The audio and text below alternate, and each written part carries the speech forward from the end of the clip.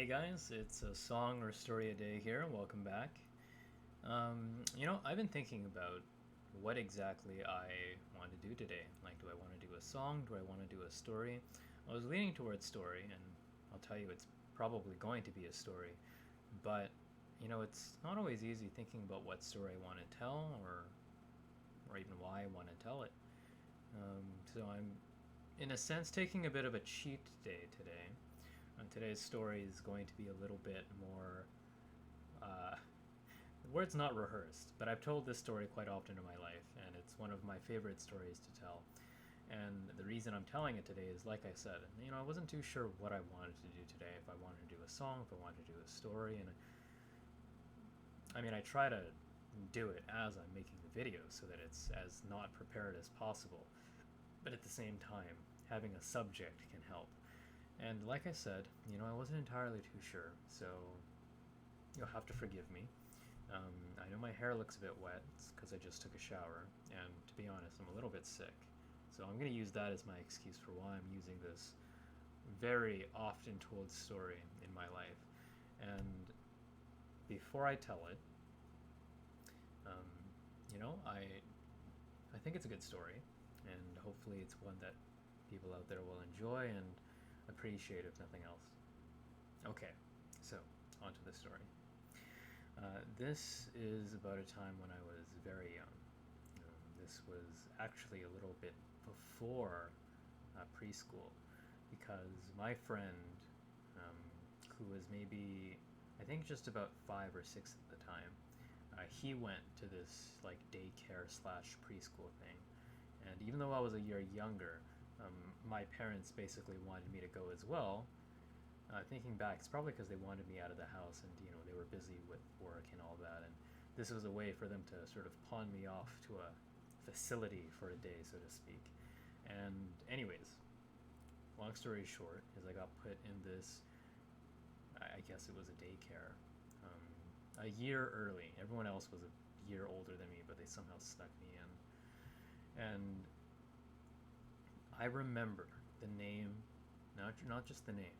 I remember what she looks like, but I remember the name of the daycare facilitator, Mrs. Reese. And in my head still, she's this giant, hulking woman. She's much bigger than me. She's an adult, but not just any adult. She's much bigger than the other adults I'd ever seen, and she was taller. She was like bigger. She looked like a giant.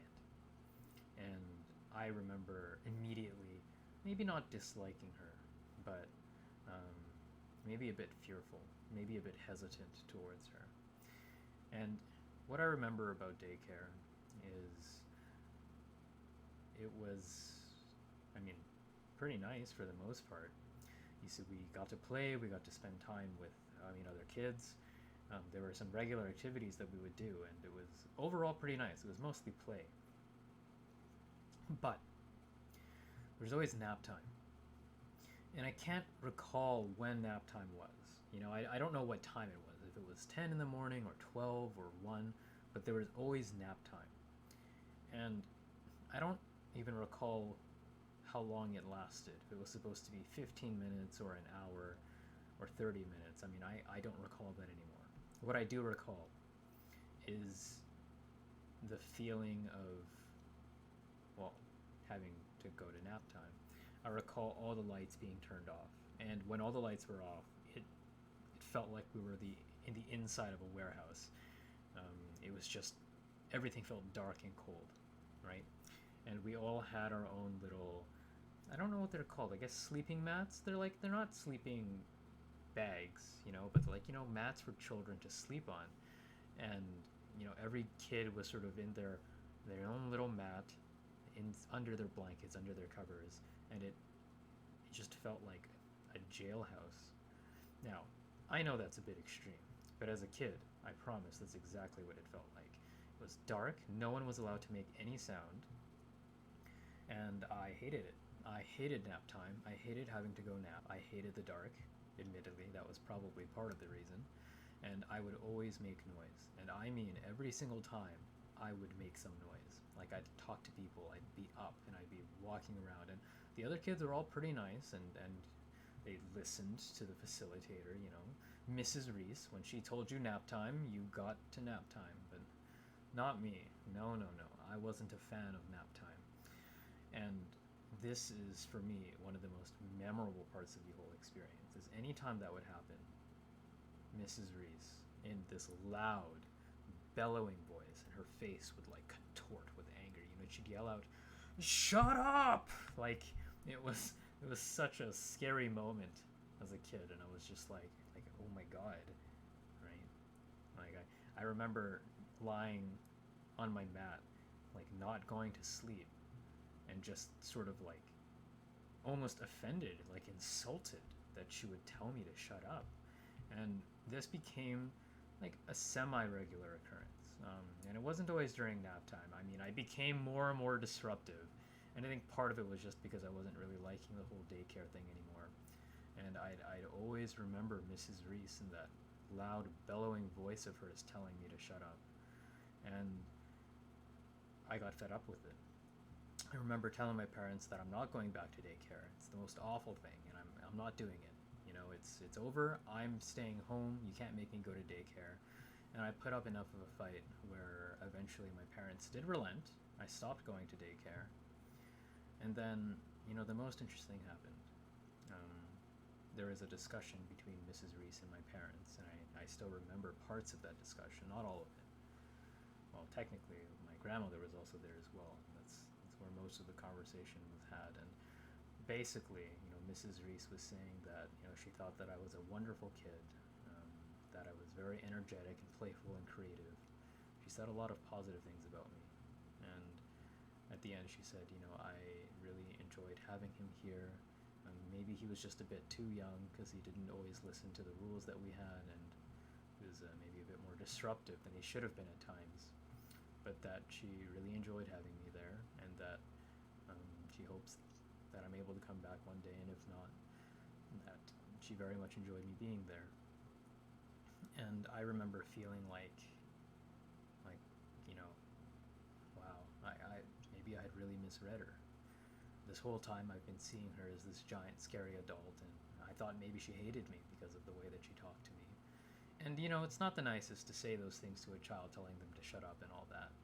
But obviously, in her own way, she saw me as an individual, you know. She liked that I was creative. She liked that I played with other kids. And it made me really think about how I view people. That was definitely a bit of an experience for me growing up. I think looking back on that experience, I very often think about, you know, not trying my best not to think about the worst in others, because it's very easy to make judgments based on appearances or first impressions or even the way they talk. But I tend to believe nowadays that, you know, underneath all that, deep down, that there's still a person out there who probably has a lot of good in them and probably sees a lot of good in you. And I know that's all a bit, maybe a bit of a leap to go from that with the experience that I had with Miss Reese. But it really did affect who I am as a person. And I still remember that to this day. Just that moment of realization that Miss Reese wasn't this monster that I had made her out to be, and that she actually really liked me. Well, that's the story. I never did go back to the daycare. I never did go back to daycare ever again. I think I did preschool and then I went straight to kindergarten because the daycare clearly wasn't working out. That's the story that I have for you today. There's not much of a takeaway. I suppose the only takeaway I have to say is, you know, even if giant, scary-looking ladies are shouting at you at the top of their lungs, doesn't mean that they don't care about you in some way, shape, or form. And hopefully you're able to see through the more scarier looking appearances that people might have and see some of the beauty and good inside them, which I wish I had realized before it was too late. Maybe I would have been less disruptive, and maybe I could have enjoyed the rest of daycare instead of making her into a monster that was more imagination than reality. Anyways, that's all I have for today's story. It's a bit of a happier one. I hope you enjoyed that. And I guess we'll see what I have tomorrow. Hopefully I'm feeling better. Hopefully I've got something more creative thought up. But for now, I guess that's it for now. Thanks again for watching, and I'll see you next time.